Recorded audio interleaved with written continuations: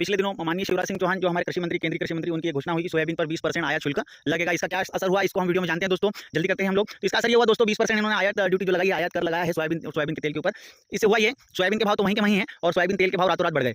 जिस दिन ये घोषणा हुई कि सोयाबीन पर 20% आयात कर लगेगा, इंपोर्ट टैक्स लगेगा, उसी दिन सोयाबीन के भाव लगभग 100 रुपये चल रहे थे, लगभग 125 रुपये टिक चुके हैं अब। उसी दिन मतलब 20 से 15 से 20 या 20 से 25 रुपये तक का सोयाबीन के भाव उसी दिन बढ़ जाते हैं जिस दिन ये घोषणा होती है। तो मैं व्यापारियों को कहना चाहूंगा, ये जो सोयाबीन आएगा और सोयाबीन का तेल आने वाले समय में आएगा, उसके ऊपर ड्यूटी लगाइए, है ना। तो जो भरा हुआ है उसके ऊपर नहीं लगाइए। पर इन्होंने क्या करा है, इन्होंने जो तेल इनके पास, जो सोयाबीन इनके पास भरा हुआ है, उसके भी भाव इन्होंने 25 रुपये बढ़ा दिया। आम जनता कह रही है कि महंगाई है, वो मीडिया दिखा रही है, मैं रसोई में आग लग गई है, फलाना ढिमका सब लग गई है, माना। तो ये क्या मुझे बताइए, जिस दिन घोषणा हुई क्या उसके अगले दिन भाव 25 रुपये बढ़ जाने थे सोयाबीन तेल के? बिल्कुल नहीं बढ़ने थे। बढ़ने कब थे? कुछ समय के बाद में, जब नया लाट आता, जब नई सोयाबीन बिकती मान लो 6000 में, जब नया सोयाबीन इनको इंपोर्ट करना पड़ता, नया पाम तेल इनको इंपोर्ट करना पड़ता, नया पाम तेल आयात करते, तब इनके भाव बढ़ने थे। परंतु इनके पास जो स्टॉक है उसी पर इन्होंने 25 रुपये भाव तो बढ़ा दिया और ये भाव जाएगा 150 रुपये सोयाबीन तेल का, आराम से जाएगा। 25 रुपये तो इन्होंने व्यापारियों ने बढ़ा दिया है। और आप समझ सकते हैं कि इनके पास कितना स्टॉक होगा। कोरोना के अंदर सभी मिल, सभी फैक्ट्रियां और खरीदी बंद थी, तब भी पूरे देश में इन्होंने सोयाबीन और अन्य तरह के सभी तेल इन्होंने पर्याप्त मात्रा में पूरा दिए थे। अब आप सोचिए कि इनके पास स्टॉक कितना होगा, कितना स्टॉक रहता है हमारे यहाँ फैक्ट्रियों में, बड़े व्यापारियों, छोटे व्यापारियों को मिला करके स्टॉक कितना रहता है, आप समझ सकते हैं। और उस स्टॉक किए हुए वो सस्ते भाव में जो सोयाबीन का तेल इन्होंने आयात करा था, वो सस्ते भाव में जो सोयाबीन आयात करी थी, उस पर इन्होंने 25 रुपये बढ़ा दिए हैं प्रति किलो के ऊपर। अब पता नहीं इनका क्या लॉजिक है, पैसा कमाने के अलावा कोई इनका लॉजिक नहीं है, कोई इनके पास दिमाग नहीं है। 25 रुपये उसी दिन व्यापारियों ने बढ़ा दिए हैं। तो ये सब मामला जो है वो हुआ, ये बढ़ाना चाह रहे तो सोयाबीन का भाव बढ़ा, केवल सोयाबीन तेल का भाव। सोयाबीन 4000 थी, अब 3500 जा रही है, और तेल 100 रुपये था, अब 125 रुपये जा रहा है। तेल 150 भी हो जाएगा, पर मेरे को नहीं लग रहा है कि सोयाबीन 3500 4000 से आगे कभी बढ़ेगी। ये इसका विश्लेषण है। अब कब बढ़ेगी पता नहीं, क्योंकि घोषणा हो गई है। जब तेल पे उसका इंपैक्ट दिख रहा है उस घोषणा का, तो सोयाबीन के ऊपर भी दिखना था, पर नहीं दिख रहा है। सोयाबीन उल्टा 500 रुपये कम बिक रही है ना। और आपका सोयाबीन तेल जो है वो 25 रुपये महंगा हो गया है। तो रसोई में कोई आग नहीं लगी है दोस्तों। रसोई में आग की बात करते, रसोई में आग लग गई है और त्योहारों का मजा खराब कर दिया है, गरीबी की रसोई बर्बाद कर दी है। कोई बर्बाद रसोई नहीं होती है। जब आप 200 रुपये का एक सड़ा हुआ पिज्जा खाने जाते हैं, एक पिज्जा एक आदमी निपटा जाता है, तब आपको पिज्जा महंगा नहीं लगता है। जब आप 50 रुपये का बर्गर खा जाते हैं, तब आपको बर्गर महंगा नहीं लगता है। जब आप 50 रुपये का बेक समोसा खा जाते हैं, सड़ा हुआ बेक समोसा सड़े मैदे का, तब आपको महंगा नहीं लगता है।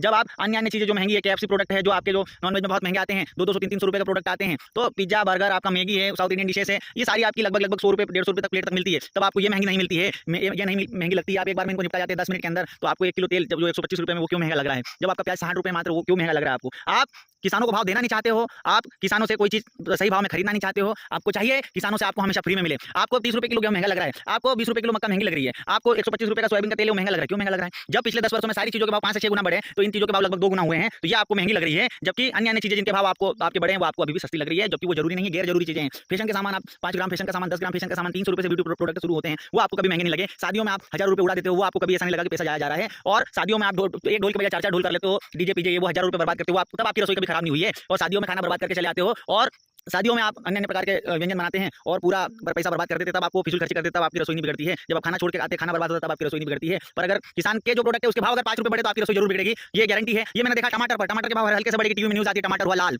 है ना। प्याज के भाव हल्के से बढ़े, 50 रुपये किलो भी हो गया, तो प्याज के भाव से आंखों में आंसू, है ना। और अभी सोयाबीन तेल में लगी आग, है ना। मक्का हुआ गरीबों की रसोई से बाहर, सोयाबीन तेल हुआ गरीबों की रसोई से बाहर। कोई गरीबों की रसोई से बाहर कोई चीज नहीं होती है ना। ये सब कहने की और फिजूल बातें हैं दोस्तों, ऐसा कुछ नहीं। आप अच्छी चीजों के भाव नहीं देना चाहते हैं, आपको सड़ी हुई तली हुई चीजें आपको चाहिए, है ना, वो उसके आप भाव देने को तैयार हैं, है ना।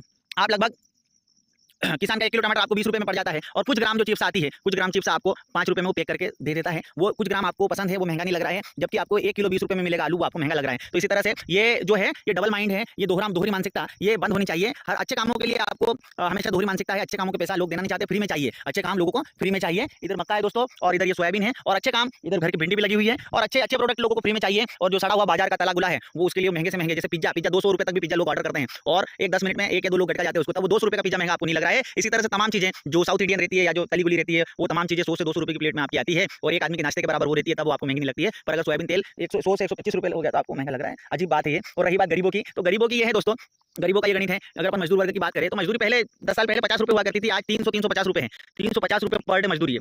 तो स्वाभाविक सी बात है, जब मजदूरी बढ़ेगी तो दूसरी चीजें भी महंगी होगी, उसमें कोई दो राय, कोई किंतु परंतु नहीं है। ये सबको समझना होगा, है ना। ये आप सभी को समझना होगा कि जब सारी चीजें बढ़ेगी, जब आपकी सैलरी भी बढ़ेगी, जब आपका पेट्रोल भी बढ़ा है, जब आपका डीजल भी बढ़ा है, जब मजदूरी भी बढ़ी है, सभी चीजें बढ़ी है, तो तेल भी बढ़ेगा और आपका गेहूं भी बढ़ेगा और सब कुछ भी आपका बढ़ेगा। इसमें कोई किंतु परंतु कोई संशय नहीं होना चाहिए। पर जब गेहूं का भाव 27 रुपये परसों के पेपर में आया, तो परसों के पेपर में न्यूज बनती है कि गेहूं के भाव में लगी आग, गेहूं के भाव में भारी उछाल। 27 रुपये किलो कोई भारी उछाल है गेहूं का भाव, है ना। 28 रुपये किलो, 29 रुपये किलो तो जब गेहूं निकाला था, तब हमने बेच दिया था। अभी 27 रुपये किलो मंडी में बिक रहा, तो गेहूं के भाव में भारी उछाल। ऐसा कुछ नहीं होता है। ये दोहरी मानसिकता और ये गलत न्यूज ट्रेंड, ये बंद करो, ये फालतू चीजें बंद करो। जो सही चीजें उसके सही भाव हमको मिलने चाहिए। इसमें कोई किंतु परंतु नहीं होना चाहिए। और सोयाबीन के भाव जैसे 25 रुपए बढ़ गए, इस तरह से सोयाबीन के तेल के भाव जो 25 रुपए किलो के बढ़ा दिए हैं, तो सोयाबीन के भाव भी मार्केट में बढ़ने चाहिए। ये व्यापारियों की दोहरी और दोगली मानसिकता को दर्शाता है कि सोयाबीन तेल के भाव तो इन्होंने बढ़ा लिए हैं और सोयाबीन तेल के भाव 150 भी कर देंगे, परंतु ये ना तो सोयाबीन के भाव बढ़ने देंगे, ना अन्य जो आपके हैं कपास है और ना ही जिससे तेल बनता है आपका। एक तो आपका कपास हो गया, दूसरा आपका सरसों हो गया, इनके भाव, मूंगफली हो गया, इनके भाव तो कभी नहीं बढ़ाएंगे। इन्होंने तेल के भाव ऊंचे अपने कर लिए हैं और बस इनको इनके मुनाफे की पड़ी है। तो ये देश का व्यापारी वर्ग है और ये देश के व्यापारी वर्ग की मानसिकता है कि जिस दिन घोषणा होती है उसके अगले दिन भाव 25 रुपए बढ़ जाता है कि एक ऐसा भाव बढ़ा है जो आपका स्टॉक तेल है वो तो उसी भाव में जाएगा। कम से कम 5-10 दिन तो सब्र करते हैं आप, 5-10 दिन तो ऊपर से नीचे तक किराना दुकान से लगा के ऊपर तक सभी जगह भाव 25 रुपए बढ़ गया एकदम से। ऐसे कैसे बढ़ गया एक दिन में? क्या ये तेल विदेश से आया था? जो गांव की छोटी किराना दुकान है वहां भी भाव 25 रुपए बढ़ गया, तो ये क्या तेल विदेश से आया था? वहां पर अगले दिन इन्होंने विदेश से बुलाया था क्या, तो उसको 25 रुपए भाव बढ़ गया। ये बात समझने वाली है, ये बात सोचने वाली है कि कहीं ना कहीं देश की व्यवस्था में, देश के व्यापारी वर्ग में बहुत बड़ा घालमेल है और ये सब चीजें मिलजुल करके करते हैं। जब किसान के प्रोडक्ट खरीदने की बारी आती है तो सस्ते दामों में खरीदे जाते हैं और जब किसान के प्रोडक्ट, किसान का जो बाई प्रोडक्ट आपका निकलता है सोयाबीन सस्ते में खरीदेंगे, परंतु जब इनके पास पहुंच जाएगा तो वही सोयाबीन महंगा हो जाएगा, सोयाबीन तेल महंगा हो जाएगा और सोयाबीन खत्म हो जाएगी देश में। इनके पास अगर खरीद के पहुंच गई मतलब देश में सोयाबीन खत्म हो गई है, निकंगा लिया गई है और सोयाबीन महंगा होगा और तेल भी महंगा हो जाएगा। इनके पास अगर पूरी मक्का कट के पहुंच गई है, मंडी में पहुंच गई तो सस्ती जाएगी और मंडी में पहुंचने के बाद में 15 दिन में मंडी में मक्का जब किसान की बिक जाएगी पूरी, उसके बाद मक्का भी महंगी हो जाएगी देश में। आटे को तरस जाएंगे लोग, मक्का की रोटी को तरस जाएंगे, मक्का के दाने दाने को तरस जाएंगे। तो ये व्यापारियों का प्रोपेगेंडा है और कुछ भी नहीं है, एक छल है जो लोगों से और जो किसानों से किया जाता है और इसको समझना चाहिए और व्यापारियों को भी इसको समझना चाहिए। ये पूरा एक शब्द मेरा सही है, इसमें कोई भी दो राय नहीं।